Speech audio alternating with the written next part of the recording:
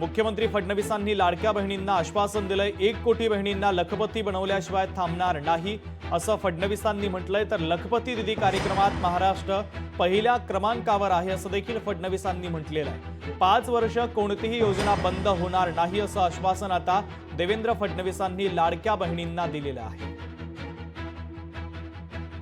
जी महिला स्वतःच्या भरोशावर स्वतःच्या पायावर उभं राहून दरवर्षी वर्षाला 1 लाख रुपयापेक्षा जास्त पैसा कमवेल तिला लखपती दीदी म्हणता येईल। आणि त्याकरता वेगवेगळ्या योजना मोदीजींनी सुरू केल्या आणि आज मला सांगताना आनंद वाटतो, लखपती दीदीच्या कार्यक्रमात देशात पहिल्या नंबरवर आपला महाराष्ट्र आहे। मागील वर्षी 25 लाख बहिणी लखपती दीदी झाल्या आहेत।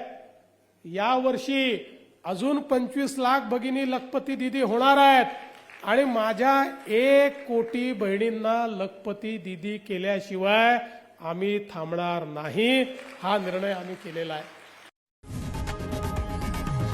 लोकशाही मराठी ऐका, पहा, जागरूक रहा।